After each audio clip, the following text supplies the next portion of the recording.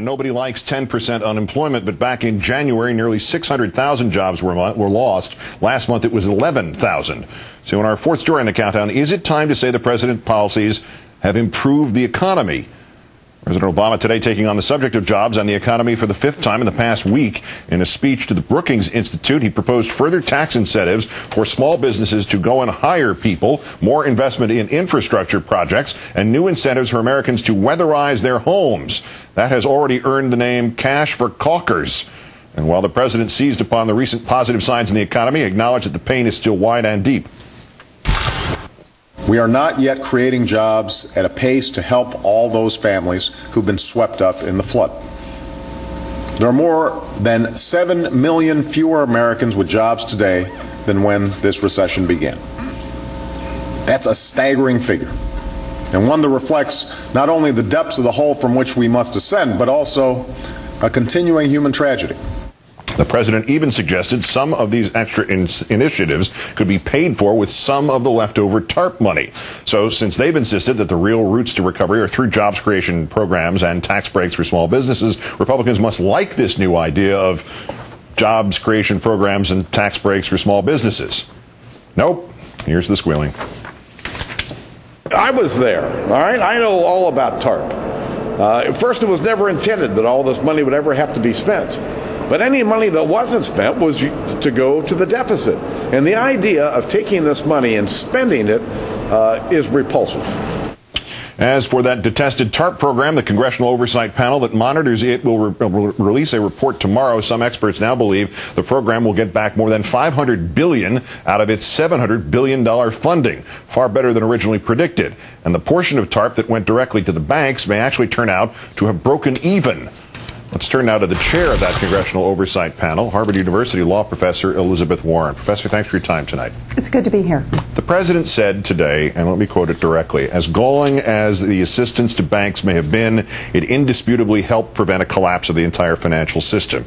This is a theme of his, but there are two obvious questions that are raised by this statement. The first of them being, is that true? Yes. Then the second obvious question is, how can you prove the negative? Can it be demonstrated that collapse was prevented?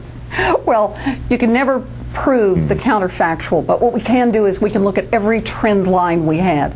And this economy was racing toward a cliff and about to pitch over.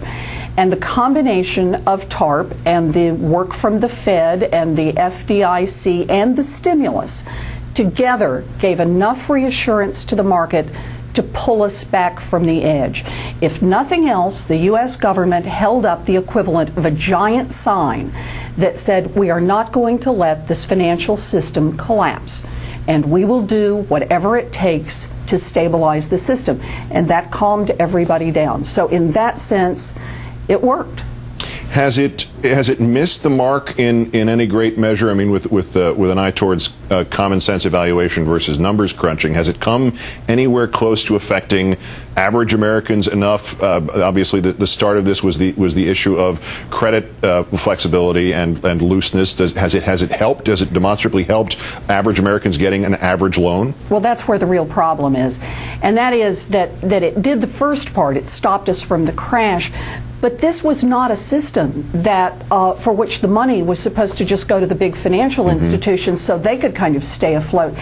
It was really put into these big financial institutions so that it would help the entire economy, so that it would help us deal with foreclosures, so that it would restart credit, so that small businesses wouldn't collapse, and in turn, so that employment could stay up because people would be working at those small businesses, to clean up the balance sheets for the banks.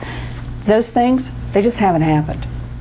Obviously, nobody is jumping for joy if the mark is still 10% unemployment, even if that figure is down from the preceding month. But is there something dynamic about stepping back and looking at all this and saying, yes, the economy is improving and this administration's policies have in fact contributed to that? I think that's the right way to look at it. Look, we've been at TARP now for over a year, just a little over a year.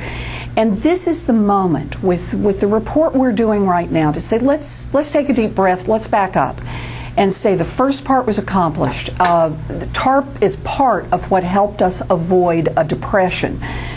But it's time to reassess the rest of those programs.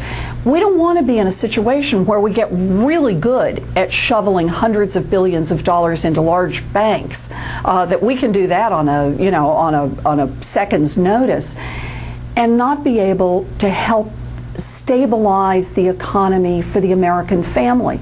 We need to rethink some of these programs, and we need to put some real energy and some real dynamic thought between into how it is that we're going to use this money to get it into the hands of community banks, to get it into the hands of small businesses, to get ahead of this mortgage foreclosure crisis.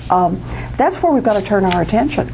And Professor, does the president, in terms of doing something like that, does he need congressional approval to take some of that TARP money and use it on new initiatives, or is that within the original purview of the idea? Okay, I'm going to be a lawyer on you for a minute here, and the answer is, to the extent that this is that what he wants to do is stimulate jobs, for example, through the shot of working with the financial institutions and the financial system. For example, put more money into small business loans, which in turn will stimulate hiring, then the answer is he absolutely can do it. TARP already has the authorizations in place.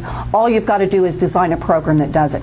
But for anything else, it's simply a case of, if he wants to go do some kind of stimulus program, not spending the money in TARP means there's more money available, but it's up to Congress to decide how that money gets spent.